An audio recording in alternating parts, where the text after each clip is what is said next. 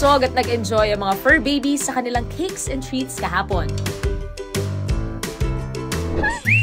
High five! High five! High five! Ano yun? Parang, ano yun? Parang amoy hairspray. Oo nga eh, mukha Arna. Amoy Arna. Hindi naman. Baka ikaw na yun. Baka yung bibig mo yun ah. Oo nga, mas malapit ka sa medyo. Amoy Diyoso. Ay! Ay! Ay, oh. Deserve. Kayo pala yun. Amoy Diyoso. Diyoso? Ikaw ba yan na si Snoop? Diyoso? Oh, grabe ah. Hoy, nandiyan na naman kayo. Wow. Binibiglaan nyo kami. Kainis naman kayo. Kayo, Jen. Hello mga kamingos. At ito kasama pa rin namin sina Coco and Snoop. Yes, at nandito po tayo sa Pets Express Dog Park and Cafe. At alam niyo ba ngayong araw? Ano ba yun? Anong gagawin? Ano yun? Siyempre ngayong araw, activity natin is bathing and grooming. Oh my God, bathing! Si Sir Hernan pa rin mga besties ang magtuturo sa atin ng proper grooming. Wow. Nakita ko siya doon nag-aantay eh. Naka-ready na siya. Inantay na lang niya ikaw. Ah! Magpapagrooming din ako? Correct! May extra damit ka ba? Oo, meron ako doon. Bongga. So I deserve it? Deserve. Oh, yes ko na, guys. Mauna ka na. Dali-dali. Come on, Coco! Yes. Hi, Kuya Hernan. Hi, Kuya Hernan. Kanina ka pa ba? Nag-aantay? Hindi naman masyado. Oo nga. Kuya Hernan, bago namin ipag-groom tong kaibigan namin. Mahaba na kasi yun. Ano i-groom natin? Itatabasan lang Tatabasan na po ng konti. Paliguan na rin kami. Hindi, tanong lang po namin, Kuya Hernan, ano pa po muna yung kinds and grooming for dogs? Maraming klase ng grooming sa mga aso. Although lahat yan ginugroom, kahit mga short hair, long hair, floppy hair. Anong tamang edad po ba sa aso yung dapat unang grooming na pwede? Pag ang aso ay, o tuta, 1 month old, 1 and a half, pwede na siyang i-groom. Katulad nung nail cutting.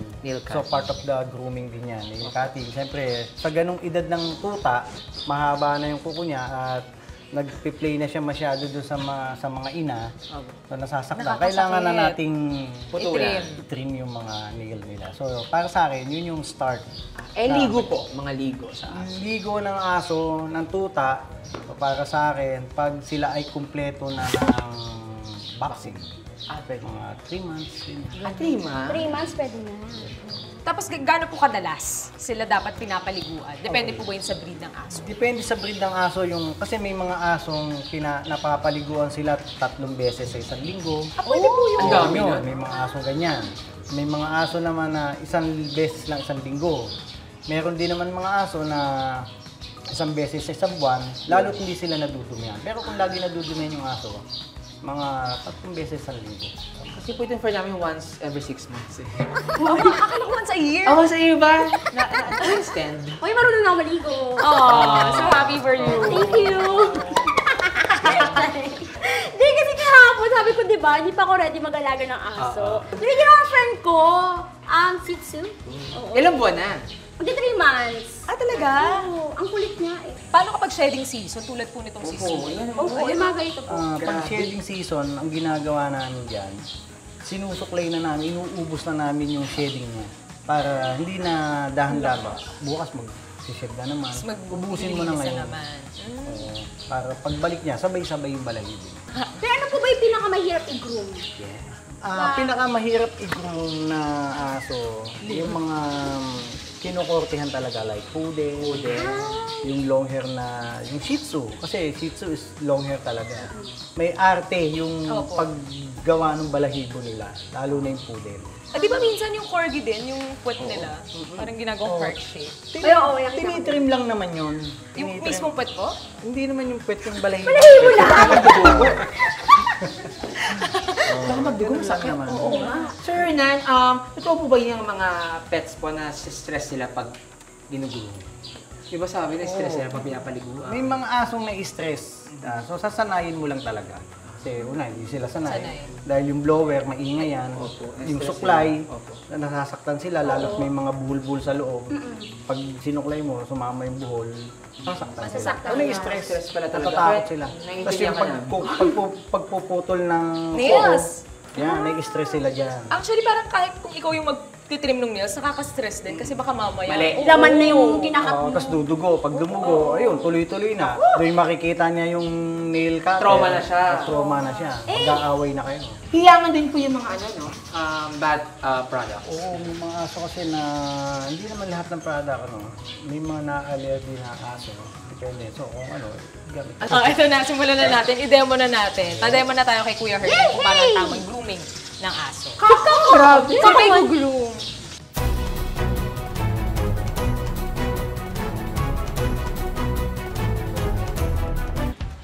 Ay! Ito na. Kwek-kwek.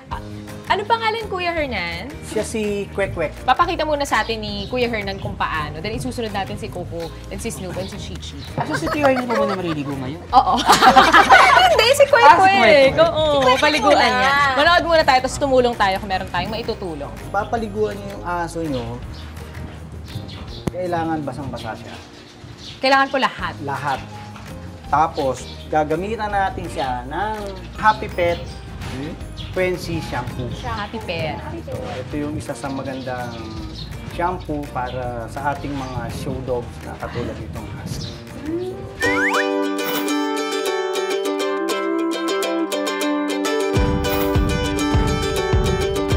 Konting amount lang muna ng shampoo. Pabulain natin mabuti. Kaya sabi nga sa inyo, basa yung aso.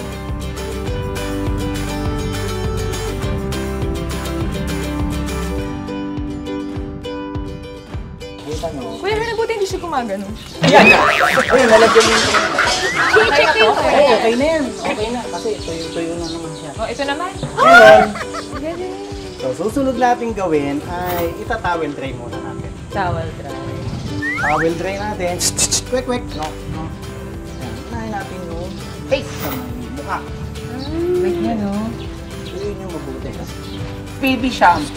Oo. Correct. Pwede. Tuyo na siya. Towel dry na siya. Pero hindi pa siya talaga totally tuyo.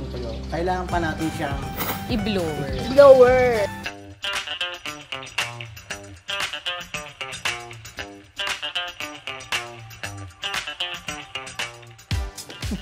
quick. Ikaw naman ang Wala, iyakin din natin siya dito. Quick naman. Quick. Kailangan. Masasampal ka na. Umayos ka. Masasampal tayo. Oh, grabe oh. Walang so fluffy. Sige. Paano po ang tamang pag-blow dry? Ang pag-blow nito, pag-blower nito, kailangan todo. Todo. Todo muna. Para mas mabilis siya mag-blow. Todo? Sorry.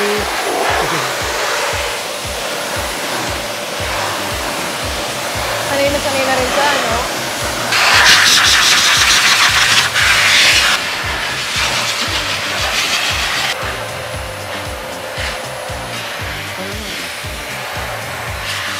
Pag tapos na siyang i-blower, siyempre susuklayin natin ng ganyan. Pwede natin siyang gamitan ng ng volumizing para sa kuya. Ay, Para taray. parang tao din. Alin, yan ba? Ito po ba? Okay. Sige. So, pwede natin siyang sprayan. Tabi-tabi lang tayo ng konti. Okay lang naman. Kasi konting amount lang nito Bango. na Bango rin, ha? na-volumize na yung aso. Okay, kung may mga stain yung mga aso nyo, katulad ng ganyan, naninilaw siya, pwede siyang lagyan ng cholesterol and then chalk para pumuti siya. So, ano pa muna? Alin? Grabe, for sure, ang mamahal ng mga ganyan. Oo nga. Gaganyanin lang. Para dumikit yung Para siyang blue. Madalas po yun sa legs. So, Grabe yung pag-alaga sa oo, aso. yan. Grabe, ang dami. Oo. Minsan nga mas pampered pa kaysa sa tao. Correct. Na maintenance. Hi, men. Maintenance. I mean, Hymen. so next po is powder. Powder naman. Powder naman. Then, apply lang natin. Tingnan natin. Doon sa... Oh, ang ganda. Yan. So, natatakpan yung mga dilaw-dilaw niya. So, ayan, natapos na natin yung grooming kay Kwek-Kwek. Yay! Thank you, Kuya Hernan. Thank you, Kwek-Kwek! Ang bango mo na. Kaya saan na si Coco at si Snoop? Oo nga pala. Nako, ayan. Kukunin lang namin, Kuya Hernan, ha, para ready ng paliguan din. Okay. Sige. Bye, Kwek-Kwek! Bye, Kwek-Kwek! Ayun na, ayun na.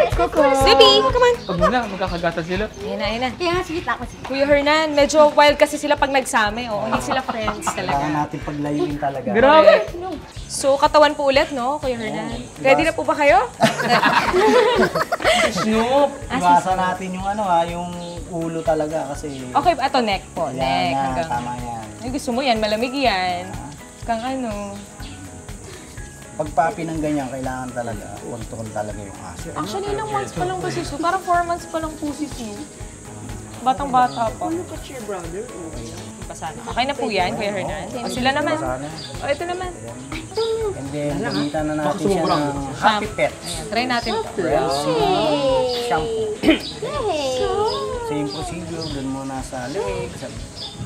Nalagay ko agad sa katawan. Walang problema naman yun. Weh! Pupunta din tayo dun sa leg, sa katawan, sa buntot. Ayan, ganyan lang naman kasimpleng magpaligo ng aso. Ang mahirap lang talaga, yung grooming lalo yung style. Iba po yung pag-groom sa mga show dogs, di ba? Iba talaga. So, Talagang may go, technique. go. Gugupitan mo din ng konti-konti. Practice yung mga ganyan. Madali lang.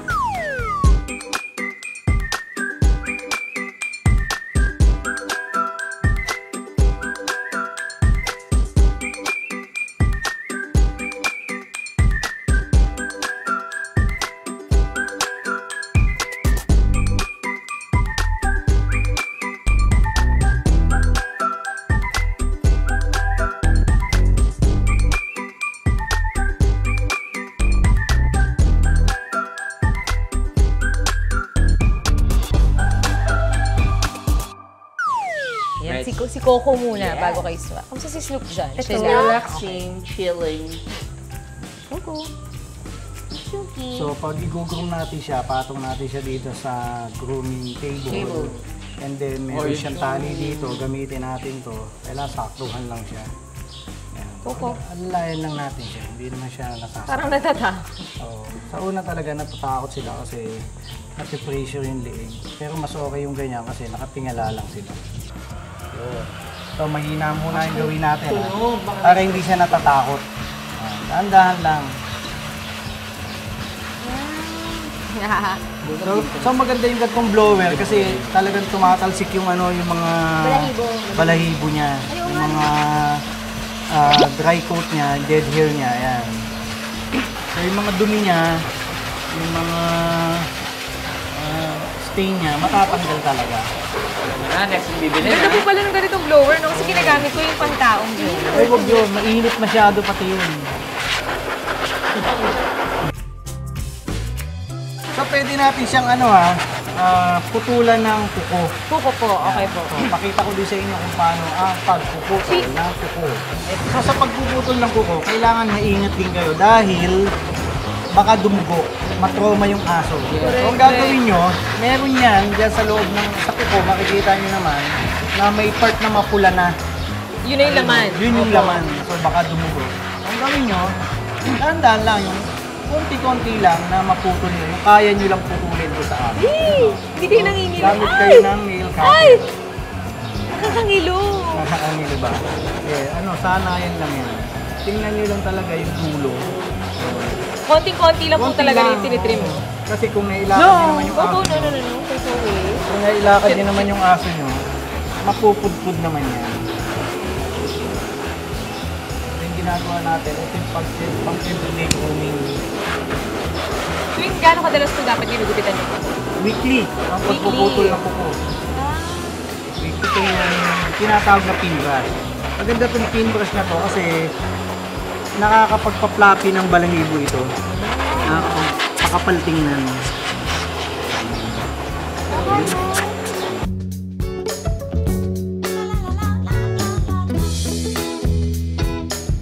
Dapat kailangan pala pataas. Para maging floppy yung Itsura, correct. niya. Hindi dapang-dapayo ko. Nahulan mo yung gamon. Ayan. Yay! Tapos na si Coco! Yay! Kailangan may pakulong after that. Ayan. So kung gusto niyo mabango yung aso nyo, pwede natin lagyan na. Ang bango Ay, naman bango. yan. Ang bango! Ito. Proud na proud. Ang yabang. Hindi, hirap kasi maghanap ng mabangong cologne for those.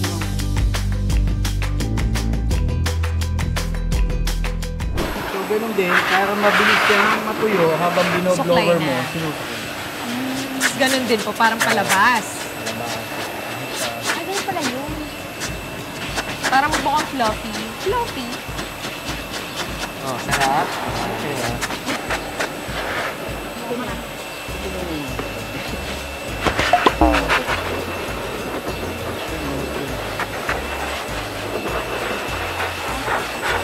Ano lang nabili mo for...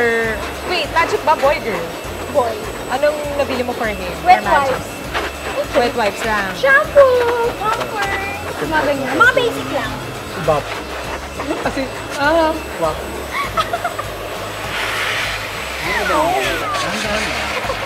Unti-unti lang. Kaya na, kasi pag pinwear sa mousse, hirap pa rin yung impact. Natutrauma sila, ano Kuya Hernan? Sobra. Kapag nakuha ng nagupit na. Makapagtayo na ng sariling kilos. Grooming center.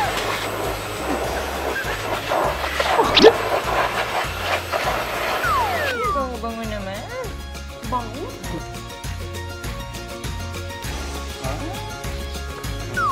Ayan na, dadamitan na natin si Coco and Snoop. Fresh na fresh, oh. Sino Diba? una? Sino na? Snoop? Si Snoop muna. Sige. As a, ano siya, as a university. Ay, ito. Preppy kinin. Wow. Preppy look siya ngayon. Actually, itong gagamitin natin sa kanya kay Coco to. Ay, talaga. Oo. Pero kasya naman. Ang bilis niya kasi lumaki. So, Ay, yung ibon. Ibo, nakita niya. Siguro ipis tatahulan nito. hindi, kinakain niya. Ay, bongga. Dami kasing ipis sa Sa labas. sa no? labas. Ayan. Siyempre, para makomplete ang look, kailangan natin ng bag.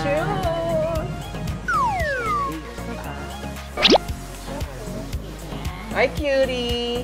Ay, ano pa, luwag pa. Luwag pa. Baka mo. Yan. Ang cute!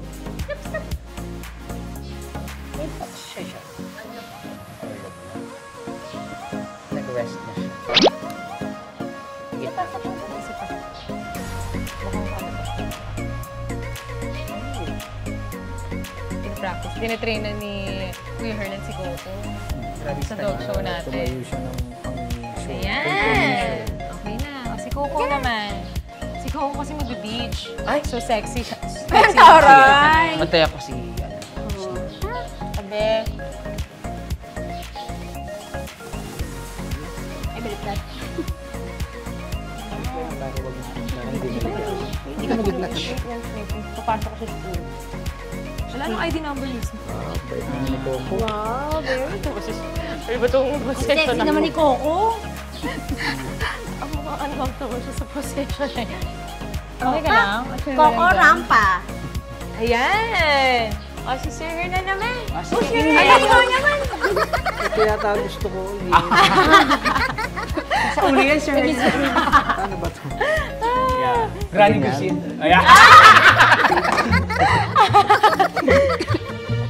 Ayan! Oh, perfect. Tama ba yun? O, Chichi naman. Ito rin sinasot dito ni Coco. Pero maganda na lang tayo. Or ito. Ang cute na ito.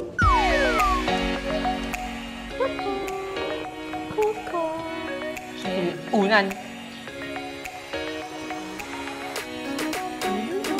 Aray ko. Nak, ayan na siya. Ayan na. Na-discover niya. Wala pumasok sa'yo. Patay ka na. Wala, ang cute. Singin tayo dun. Ayun nga. Pakita mo yung anong Miss Universe mo kayo. Pasarela mo. Bakita mo yung lakad mo dito. Ayan. Ayun! Ayun, ako doon. Stand up. Ayan! Yay! Coco Cortesi. Ang kikay. Coco Cortesi. Coco Cortesi. Ayan na. Coco. Very active siya, oh. Correct. Papasok Pasok. na. Ito Komportable mamamasyal.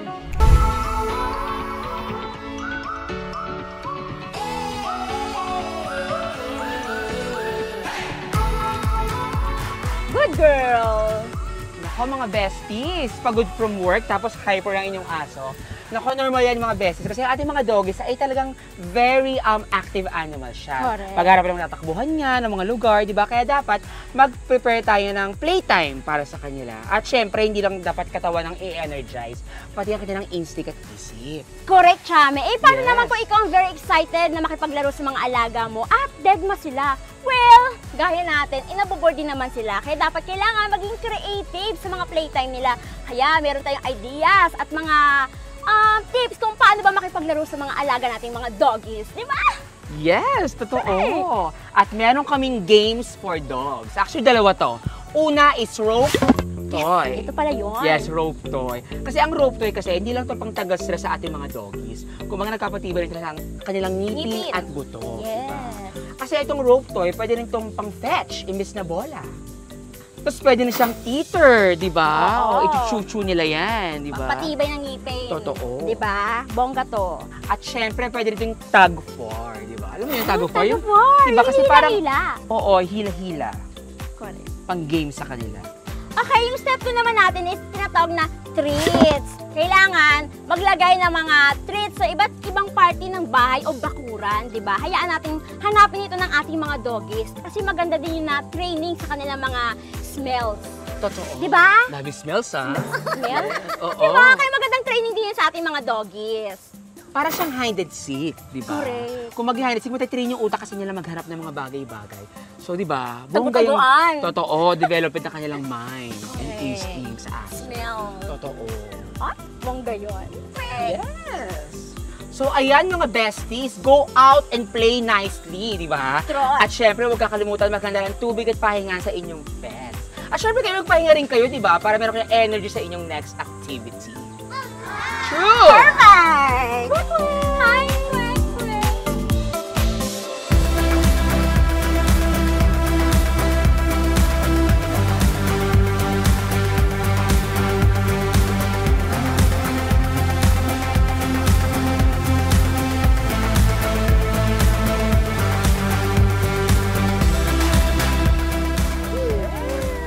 Cute! True!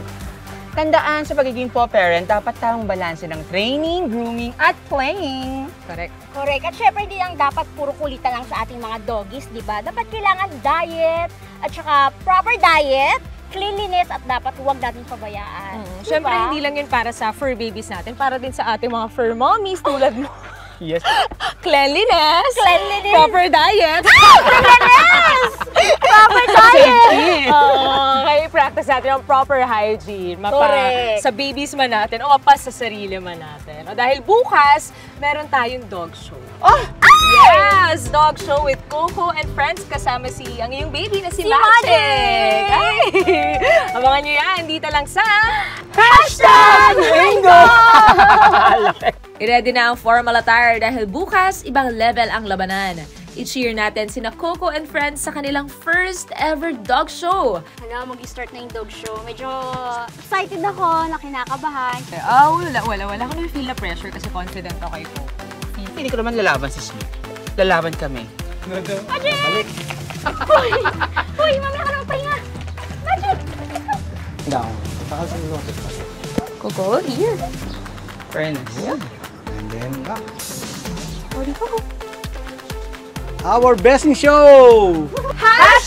Go Training! Goal Achieved! Dito lang yan sa #FurBabiesGoals.